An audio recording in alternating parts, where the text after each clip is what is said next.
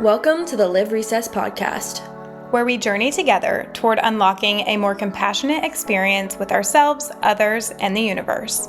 Through meaningful interactions, we aim to detach from our thoughts and feelings in order to spark light.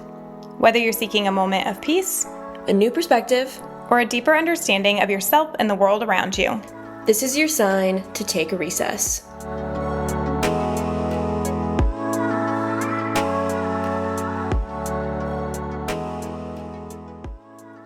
Hey Ben, how are you? I'm here, I think. Oh gosh. Is that a little preview of what we can expect for the next 15 minutes or so? Yeah, nothing but riddles. I like and it. Paradoxes wrapped in enigmas, swallowed by mysteries. Perfect. I don't know what that means, but that sounds great. Yeah, it's my thing now. Well, I am here with Doc Askins.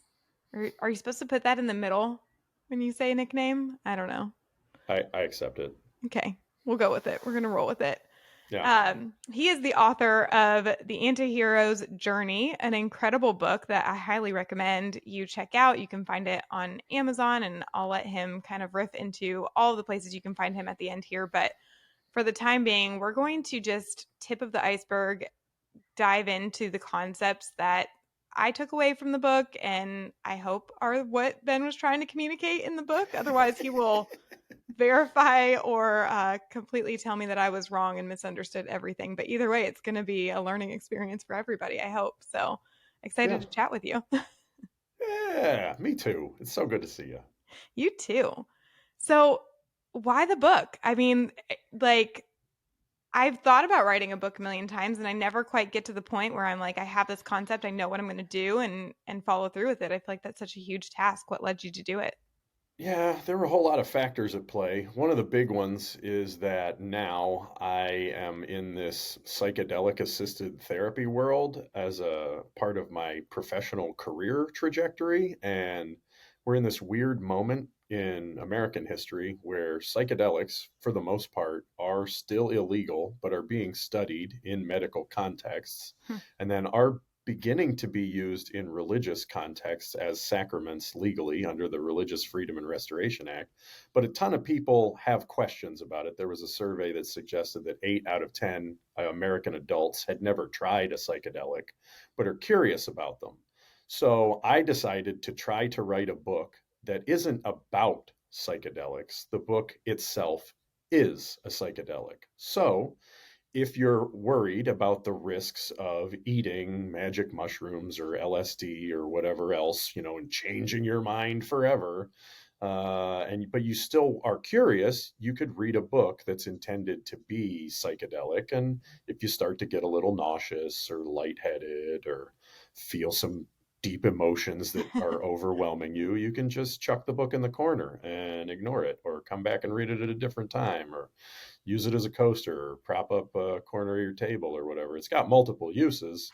But if you take a hero's dose of magic mushrooms, you're going to ride the ride whether you want to or not until that thing's all done with you, right? So it's a way for people to kind of dip their toe into what a psychedelic experience is like via a book. Books are super safe, right? There's nothing threatening inside of a book. No Depends who you books have ask. ever hurt anybody, have they? Hey, it's out there. I'm just glad that we have access to them, regardless of what's in them, I guess. Yeah, they haven't burned them all yet. Exactly. That's such an interesting concept. It's a little bit heartening for me because that makes me feel like if I came out of it feeling a little mind tripped, then I probably did it right. So that's a good thing. The feedback I routinely get is, I need a minute after somebody finishes reading it. And you said like you've got your interpretation of it, and to some degree I intended for the book to be a bit of a cipher. Kind of your interpretation of it says a lot more about you than it does about the book, is part of the intent. You read the book and the book unreads you, and then we see what happens on the other side of that. I love that. Well, try not to analyze me too much as a result of what I took away from it. But I was really interested in the concept of self, which I feel like was just a theme throughout the entire thing. And just kind of unlearning self as a whole. And what does that even mean? You always hear people say things like, I just needed to take some time away to find myself, or I need to figure out who I am. And then the way that this book, it's just a collection of stories, truly, and really incredible ones, really sad ones, really funny ones. I mean, it's a mixed bag. Get ready for a ride. But um, at the heart of it, for me, and my takeaway was there really kind of is no true self. It's just this constant journey. You're not going to get to that horizon per se of finding self. So did I strike gold? Was that one of the things you were intending? Am I close? Yeah, I think so. I think one of the ways that I say it is like at the bottom of all the false selves, there is no true self. There is only no self, which is a way of talking that I'm kind of stealing from Eastern mystic religions and texts that are, older than any of us can remember, like the I Ching or the Bhagavad Gita has some similar sorts of ways of talking about how the reality, quote unquote reality, is a lot stranger than we think it is, so that everything to some degree is an illusion. And that doesn't mean it isn't real, it just means it's not what it appears to be.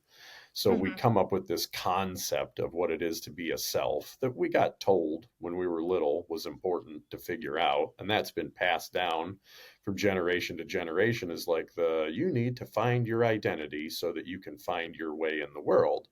But you're kind of just making up a bunch of bullshit and seeing if anybody else buys off on that bullshit, right? Like, I'm going to be this when I grow up, are all just Yeah. stories.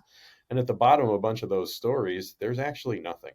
There's nothing there. And you're stacking a whole bunch of something on top of nothing. So that, as I paint the picture in the book, could be ridiculously terrifying if you're super attached to the ideas of to the Jenga tower of an identity that you've cobbled together and put out into the world and based a career on and family relationships on, and you're the hero or you're the dad or the mom or the super this, super that, whatever, the executive, the athlete, the victim. There's a whole bunch of identities that Yeah. we put on, and then that's our way of being in the world. And if you're super attached to it, it sounds terrifying and destabilizing to say, like, all of that's bullshit. Like, you made all that stuff up. You imagined it one day, or someone else imagined it for you, and you swallowed it whole. And ever since then, you've been playing this game.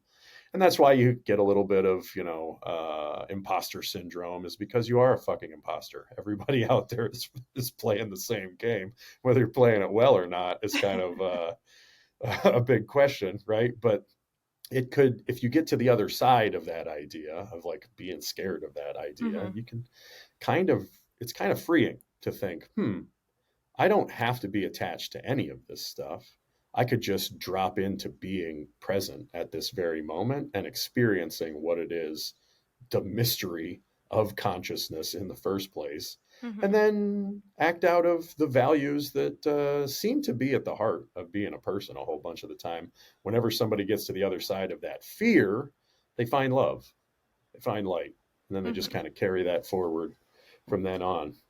I was just reading this morning, and I decided I was going to read this quote to you. It's from a book called Spiritual Emergency by Stan Groff. And I think he's quoting A Course in Miracles here, but he says, "To your tired eyes, I bring a vision of a different world, so new and clean and fresh, you'll forget the pain and sorrow that you saw before. Yet this vision is which you must share with everyone you see, for otherwise you will behold it not. To give this gift is how to make it yours." And there's this sort of dynamic at play in a whole bunch of things, right? Like, my mission in life, I say in the book, is to embody all of the paradoxes in a way that overcomes fear with love. What does that exactly mean? I don't even know. At the end of the day, they wind up being words, but like the dynamic tension that doesn't fall off the horse on one side or the other of being, completely one way or completely another, but lives out of that space where, like, I sincerely don't give a fuck about anything so much that I give all the fucks about everything all the time, Right. is, I think, the way to be most fully human, right? to have none of the attachments and to be aware that you don't have to have any of that, and then to choose courageously to continue to endure and to be loving in spite of whatever you find in that is a worthy journey to pursue for my 2.5 cents that it might be worth.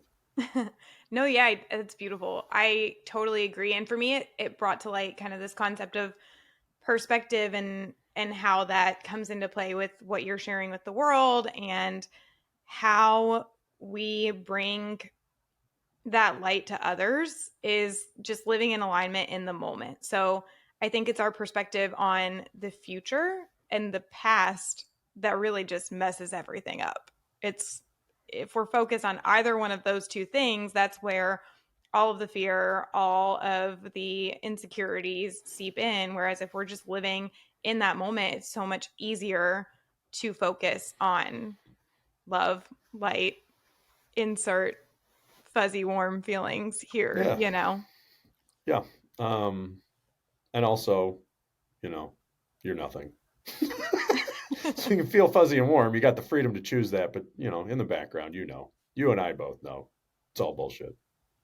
Yeah. And but like you say, at the same time, it's this paradox of being nothing and everything all at the same time and Yeah. kind of coping with that. But I agree with you in that it is completely freeing for me. I mean, as somebody who has changed careers multiple times, changed the entire trajectory of my life in the course of like 1.5 to 2 years time in big ways, which I think you can probably relate to in different ways, but same concept. And you're like, gosh, am I like 10 years behind everybody else? Should I be here? Should I be there? But the kind of gets us into this idea of like, why is there even a should? Like Hmm. none of that should exist, as I'm using a should, but this Right. whole idea that it's like there is no expectation because it's just now here what it is. And like you say, it is nothing and it is everything all at once. Right. I think I'll riff a little on the book in the book very passingly on like Eckhart Tolle is sort of one of the consciousness gurus in the West at this point, and he wrote the book The Power of Now. Hmm. And I say like the real power of now is that it's in fact nothing. That the past is nothing and the future is nothing. These things don't exist. The future is imaginary. The past is memory, and how much you actually caught with your memories and how accurate it is, and how Hmm. much you're even actually remembering an event, so much as remembering the memory of that event. Yeah. In between the imagination in the future and the memory in the past is this very thin meniscus that we call the present. And even experiencing it happens milliseconds after it occurred, so that you're really just living in the past and can't escape that fact just by Wow. virtue of, the speed of light and how time works and all of that, super sciencey stuff that you can play around with or whatever, right? But even right now is a mystery. But you can kind of get the opportunity to dance your way through a series of those mysteries and do it freely rather than trapped and bound and asleep and addicted and all the painful things. You don't have to live out of that identity. You can escape it anytime you want. Yeah. I love that. I love that. That's awesome. You Put do your such a ruby better slippers together and go home, Dorothy. classic. Yeah, you do such a good job of explaining it. I feel like my words in my brain, I'm like, yeah, I totally get this concept, but then you're just able to put it in such a beautiful way that really does bring you here in the moment, but then makes you realize too how fleeting that moment is and how important it is to embrace whatever that means for you out of this concept now. Now. No, no. Here's a picture of me when I was younger. Isn't every picture of you a picture of you when you were younger?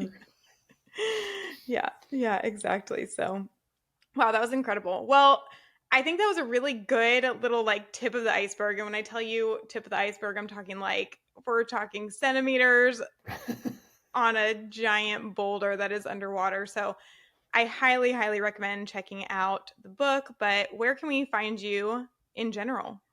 Yeah, if you want to read the book as a piece of paper. You have to go to Amazon.com and just order it there. There's a link to that page on my website, antiheroesjourney.com. And if you want the audiobook or the ebook, I only sell that directly from that website. I also have a podcast, Anti-Heroes Journey, that's on all of the podcasting platforms out there, Apple and Spotify and Audible and whatever else. So if you can't afford a $20 book, you can listen to me and my bullshit for free on the podcast all the time. I've got, I don't know, 50 or 60 episodes out there now, and hoodwink some pretty cool people into letting me interview them. So you can check those out. If you need mental health care in the Louisville, Kentucky area, you can go to advancedpracticeproviders.com and you can see whether or not I'd be able to help you. And then I also do some work with some mutual friends of ours at Wild Health. So you can go to wildhealth.com. And if you want to sign up as a patient there, you can get 20% off your first year with the code DOC, D-O-C, in all caps. There you go. Nice. Other than that, I'm a moving target. I'm really hard to find. Always on the move, always traveling. Yeah. But no, that's great. Highly recommend checking out the book. Really appreciate all of the work that you do with our veteran community as well. There's a ton of great stuff there that you guys can dive into. So definitely check him out. But thank you so much for sharing these very profound short snippets into the book. Check it out for yourself, and I'd love to hear everybody's takeaways and see where they align and where mine were totally different. I think it'd be a fun little experiment. Yeah, absolutely. I appreciate your hospitality, and I look forward to hearing how you and Bailey talk about me behind my back on the rest of this episode. Yeah, y'all stay tuned. We're going to unpack kind of our key takeaways after this, and all behind Ben's back, as he says. So we'll see what we say. We won't roast you too hard. It's fine. I'm nothing. Nobody cares. Awesome. And with that, thank you so much. I appreciate it. Cheers. Wow, I'm so glad you were able to talk to Ben about his book. I know. It was an adventure. Like, that book was really wild to read. I highly recommend it. If you have a chance looking for something good to read, it's a solid one, but be prepared. It's definitely going to kind of wake you up a little bit. I haven't read it yet, but it definitely, your conversation absolutely intrigued me. It makes me want to be able to have this psychedelic experience, but I think what he means also by psychedelic is just kind of what psychedelics do to you, is they kind of help you move through this space of deconstructing who you are, look at yourself from a different perspective, and take that million-foot view of what your life is and why you feel the way that you feel and things like that. Yeah, for sure. I mean, truth be told, I have nothing against psychedelic experiences from a, everybody has their prerogative standpoint. I think that they're probably amazing for some people. I know that there's so much good research on PTSD and depression and things that it's making a huge, huge difference for. Me personally, I don't think it's something that I'm called to, but I love what people are getting out of it. And so there's a little bit of like FOMO for me. So I agree. Like, I love his whole interpretation of this book as a psychedelic experience. Yeah. Yeah. Part of me is kind of waiting for that call a little bit. So maybe this book will help get there. Who knows? Maybe. I don't know. And I'm also, I've definitely come to terms with, like, if I never do, I never do. Like, that's totally fine. But it's cool to know that somebody who is so well versed in that arena is like, yeah, this book is going to trip you up that much that it's like it. So go for it. Well, I wanted to kind of reference a quote that he mentioned, and it wasn't even a quote from his book, but he said, so many people your whole life as you grow up mention you need to go find your identity to find your way in the world. And it's such something that we hear. Yeah, I'm going to go find myself. Time. It's not me, it's you. Yeah. And it's like this idea that like yourself is somewhere outside of you. What? Yeah. Does that actually make any sense? Or that there is a self after listening to the podcast, it's like there's a self of you, who you are in this moment, and then, kind of what we talked about now in this moment. But no, now it's this moment. Like, there's only ever really a past version of you and how you choose to live in each one of those present moments that very quickly becomes a past moment over and over and over again. Exactly. And the attachment to the story of the past or of the future or, whatever it is that you've built up is what that identity is. And identities are useful in so many ways. you want to be able to appear confident in a workplace. So you say, I have this degree, I have these credentials, I have this experience, I am this way, I am, hardworking, I am reliable. Whatever the story is that you've created, they're not negative all the time. It's not the worst thing in the world to have an identity, but I do think there's so much benefit and freedom that comes out of being able to say, even though on the outside I tell these things to other people about myself to get the job or do whatever, I know that I can be whoever I want to be, and I am everything and nothing at the same time, and I'm also connected to everyone and everything around me because of that. And because you, created that persona when you were interviewing, when you were on a first date, like, in that moment, you were that person. So I'm not saying go on your first date and, like, lie about who you are. I don't think that's not the answer here. Don't just pick something random. But it's almost like a goal, or like, I want to be this person, so this is the person that I'm going to portray. And in that moment, you are that person because you're choosing to portray it. Like, you don't, okay, now I'm not that person again. Now I am. Like, you actually physically are doing those things, are being that person. You're not just putting on an act, because every given moment is that given moment, and who you are in it is who you are, period. End of story. It doesn't matter if you weren't like that 5 minutes ago. Right, exactly. I thought it would be kind of useful for us to chat through some practical ways that people could kind of be able to do that real time. If someone is just being introduced to this idea that, like, there is no self, it can feel kind of daunting and overwhelming and, like, what? Yeah, so daunting, so overwhelming. I think it's hard to talk about, too. I think you do a really beautiful job. Ben obviously does an incredible job talking about it, but you can find yourself feeling like you have this grasped in your brain, and then I feel like I find myself speaking about it and just talking in circles. So I think some practical steps would be really beneficial even for me. Yeah. And also one other note before we jump into that is thinking about this idea of detaching from thoughts. This is such an easy step one realization that someone can make, and you kind of just have to let your brain go there and really sit on it and let yourself understand what it means to be detached from your thoughts. And I can even say I don't even remember the moment that I, like, had the realization. It, like, kind of clicked in my brain. But your whole life you grow up and think, like, my brain is me. What's happening in my brain is me. Yeah. The things, like, that are being said. Narrating my life, Lizzie McGuire style. Yes. But the second that you're able to kind of take a step back and realize the thoughts that are happening in here, in my head, are just a reaction to my environment, or their habits from my childhood, they're conditioned in me. Nothing about the thoughts are reality. Yeah. They're literally just the same as, like, you saying words out loud. Like, there is no reality to those words. Yeah. There's it's a perspective. Yes. It is just one of literally countless perspectives of XYZ, whatever that thought is about. If it's these shoes, there are a million. I'm not wearing shoes. But, whatever. If it's shoes, there are a million different perspectives. This person hates them. This person loves them. This person thinks that you should never wear shoes. Like, there's every possible perspective out there on it, and the one that went through your mind is just one of them. Yep. Not true, not false. And, like, when you're sitting at work and thinking, I'm not worthy enough, I don't deserve to be here, when's my boss going to find out that I don't actually deserve this job? I'm just landed here out of luck.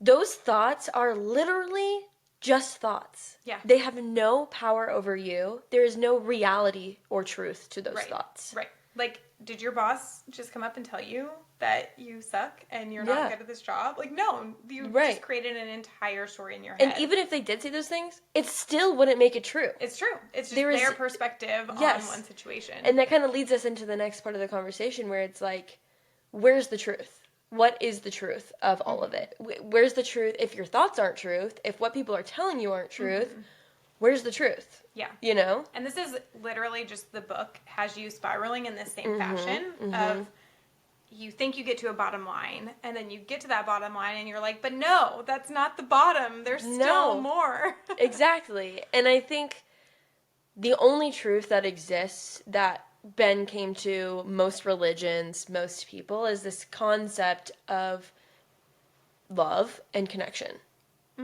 And what can you do to experience that? You know, there's so many ideas and things that we can say, but unless you're in that place of complete peace, love, connection, I mean, I know that you've experienced it. I know that I've experienced it. It's not something that you can stay in 24/7.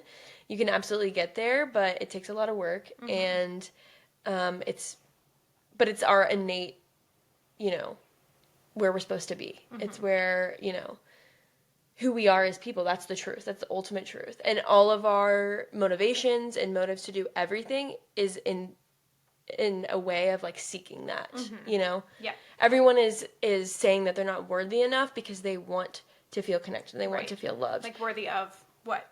Exactly. Love. Every exactly. time. Every time. Exactly. And you want the love of your boss. You want the love of whoever it could be. Or you want to do good at your job so that you have X amount of money, so that you find a partner who also has X amount. Like, there's just so many different rabbit holes that you can go down of why you're seeking XYZ approval, that you could look at it at face value and say, like, well, I don't care about my boss loving me. I care about my boss paying me. But why do you care about your boss paying you? Well, because money makes you feel a certain way. Yeah.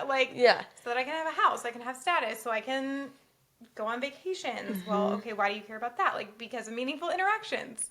And it brings us back to square one again and again and again. And so being able to have awareness and separation from your thoughts is a really big step in that direction, to be able to kind of boil that back down and be able to not get attached to, you know, your thoughts or perceptions or whatever it is. So I did list out 3 different things that someone could do, and, you know, there's so many different things out there that people can do. There's so many books about this. He talked about The Power of Now. He talked about his own book. I've talked about Radical Acceptance. Both of us have, from Tara Brach, which is a great one. There's so many resources out there, so don't take this as like the end-all be-all. But for me, the first things that kind of came to mind as I was listening would be, if you've never done this, highly recommend just getting out a piece of paper and writing down a piece of your identity, whether that's like, even if it's just your name. Let's just start there. My name is Bailey. Who told you that? Who told you that?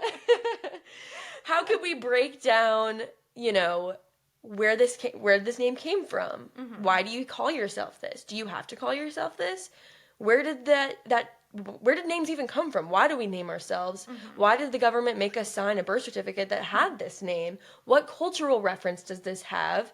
How does this make you feel connected to your ancestors or culture or whatever it is? And like, why do you feel like that's important? Did you get teased about it in school? Did you like it in school? I tried to change the spelling of my name in school so that I had an I, so I could draw the little heart over it. I love it. Yeah.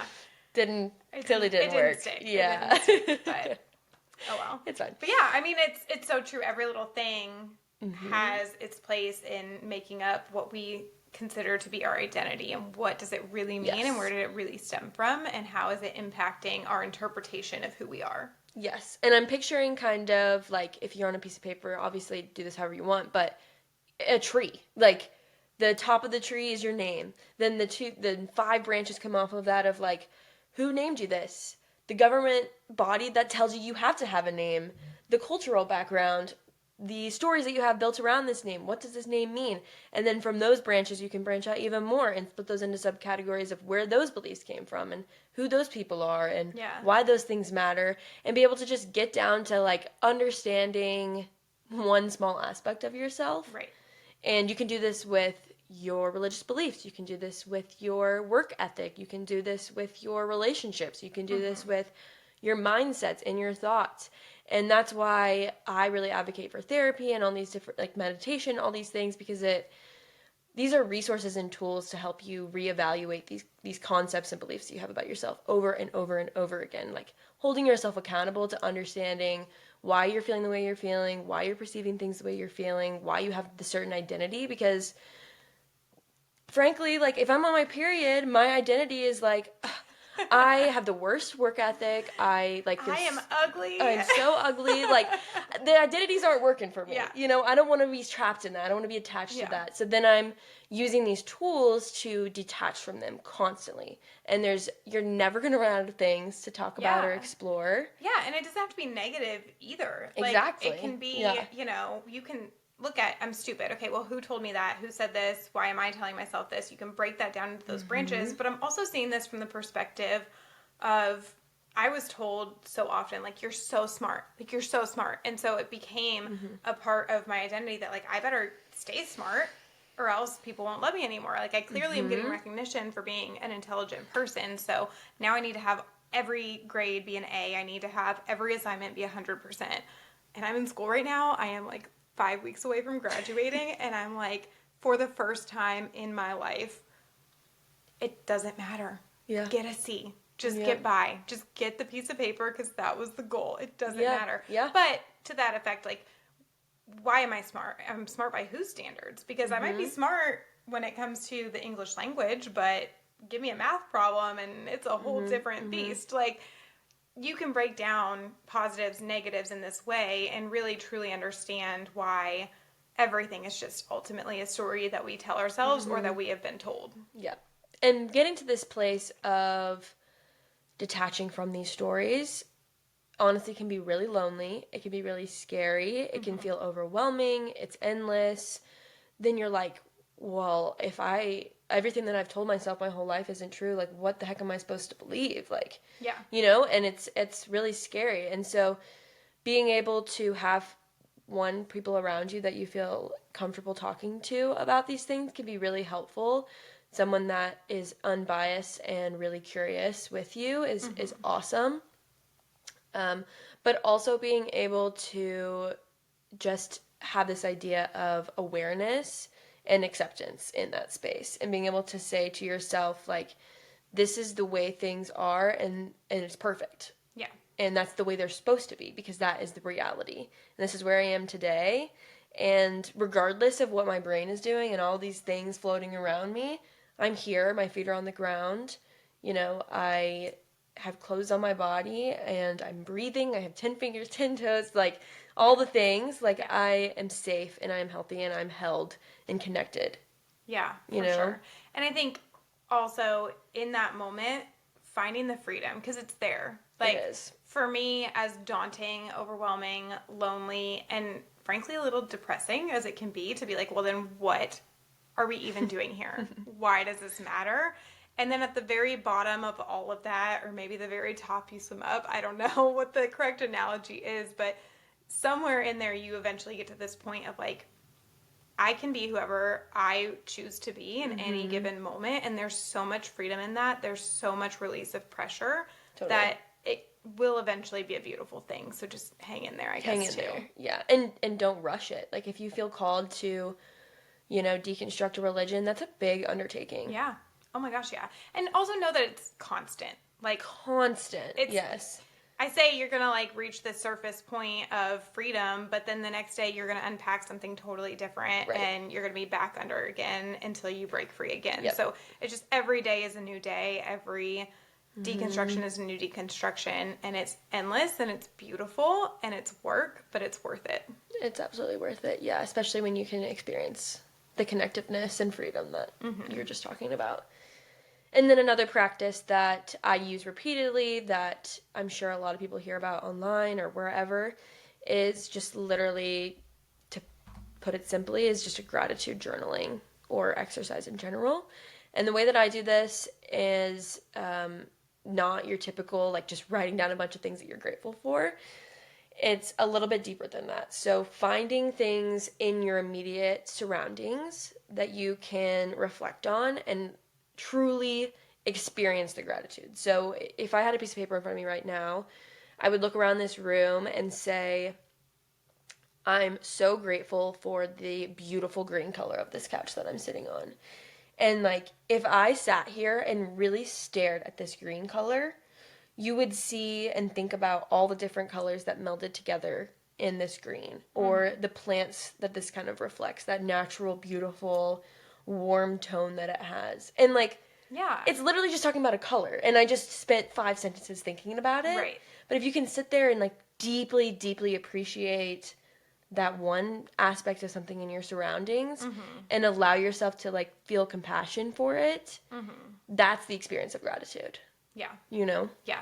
It's the same kind of philosophy behind when you visualize something. Like, instead of just being like, oh, I'm visualizing myself being successful. Okay, what does it look like? What did you succeed in? And then going a step further, are you on a stage? What does it smell like? What does the air feel like? Is it humid? What perfume are you wearing? What shoes are you wearing? What outfit are you wearing? What does the crowd look like? Like, really getting visceral with whether it's visions, whether it's meditation, whether it's gratitude, like getting as visceral, as detailed as possible in that.